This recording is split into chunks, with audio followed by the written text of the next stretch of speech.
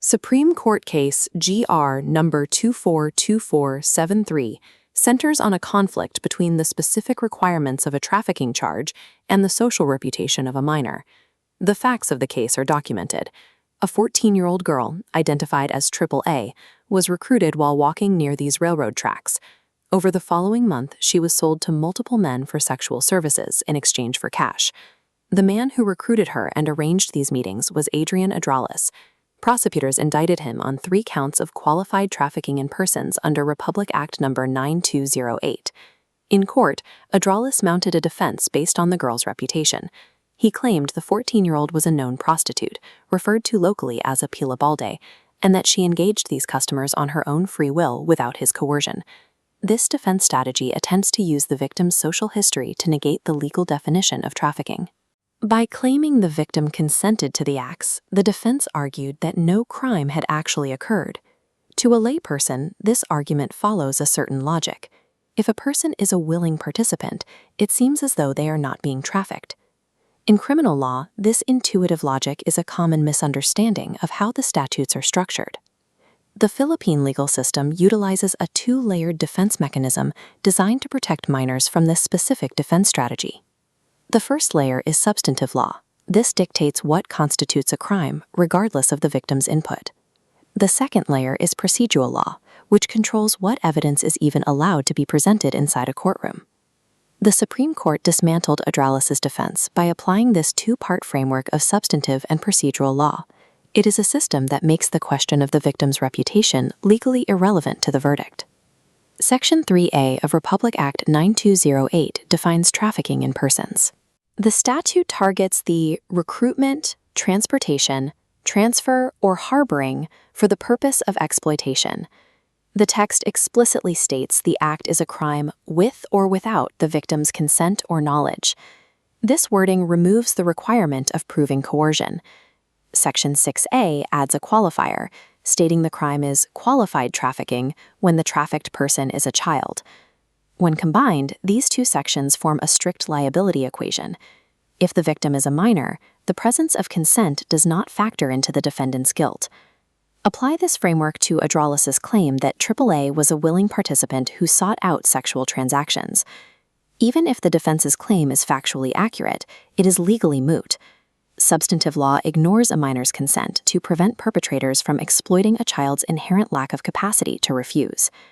Failing to change the definition of the crime, the defense tried a secondary tactic. They attempted to call witnesses, including Adrales and a woman named Raquel, to testify about the victim's sexual predisposition. This hits a procedural barrier. Section 30 of the Rule on Examination of a Child Witness outlines the Sexual Abuse Shield Rule. The rule contains a specific prohibition. As seen here, evidence offered to prove that the alleged victim engaged in other sexual behavior is forbidden in the courtroom. This doctrine mirrors Rule 412 of the United States Federal Rules of Evidence. The rule is designed to prevent the public re-traumatization of minors during a trial.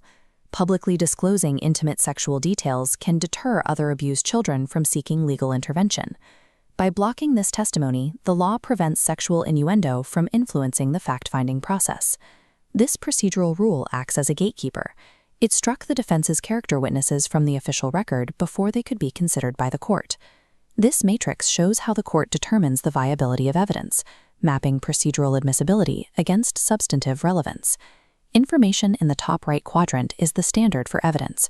It is legally allowed in court and directly relevant to proving the crime. Now we plot Adrales' defense, that the minor was a known, willing prostitute. The argument lands in the bottom left quadrant. It is inadmissible due to procedural rules and irrelevant due to substantive law. When a core defense argument lands in this quadrant, it cannot influence the outcome of the trial. The court does not have to evaluate the truth of Adrales' claim because the system is designed to reject the premise entirely. With the character attacks struck from the record, the appellate court reviews only the evidence that remains.